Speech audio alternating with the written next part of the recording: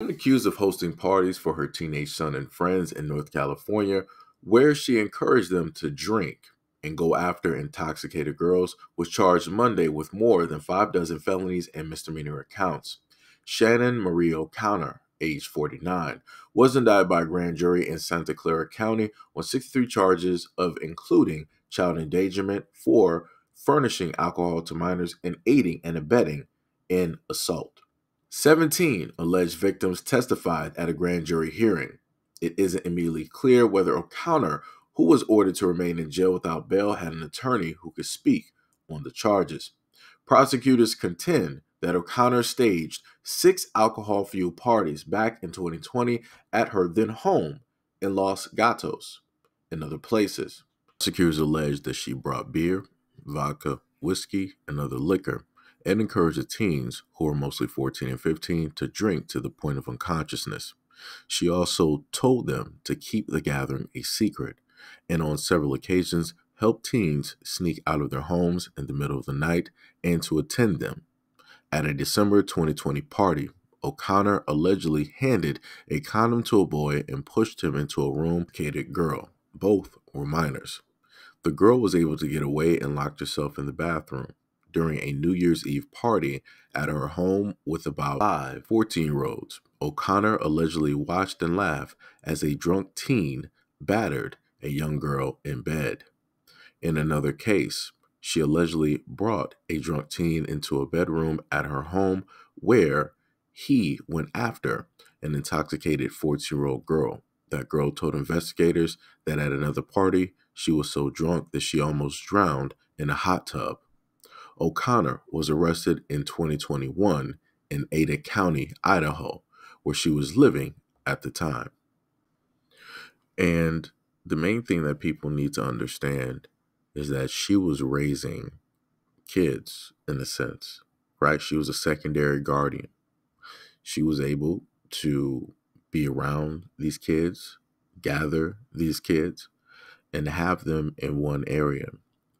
And she was teaching them these types of things, especially teaching the young boys, right? And some people wonder why it is or how it is that you have a lot of young boys and guys specifically out here that treat or look at girls or women a certain type of way. And the main thing that a lot of people don't want to look at is the fact that you have a lot of women that enable certain types of mentality and or behavior, or they will train their sons and their sons' friends to act a certain type of way towards women and young girls, right? This is clear cut what O'Connor was doing directly into her household. She enabled them to drink illegally.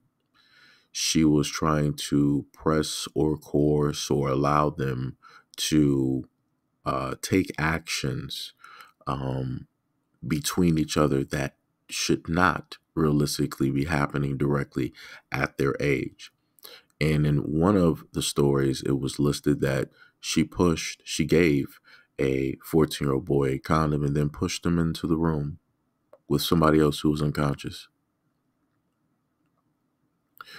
And it's amazing how you don't hear the feminist outrage directly about this, because at the end of the day, you have to inevitably blame the woman who is in complete control of the children during that time and trying to force or coerce or push them directly into these situations. And that's both when it deals with the boys and the girls that were in that home.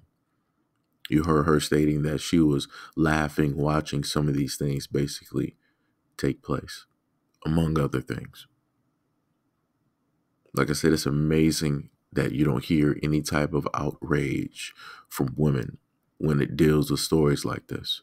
But let this have been somebody's father that did this. Let this have been somebody's uncle or older brother or a grandfather that was hosting these parties and said to have done these things and trying to push these boys into rooms with other girls. Imagine the outrage that would have been all over social media, all over TikTok, all over IG, all on YouTube, even on the news. But magically, when the situation deals with a woman performing these negative actions, is complete silence. It seems to me that the only time that a lot of women tend to actually care about the kids and what's specifically going on with the kids and young girls is when a man is behind it.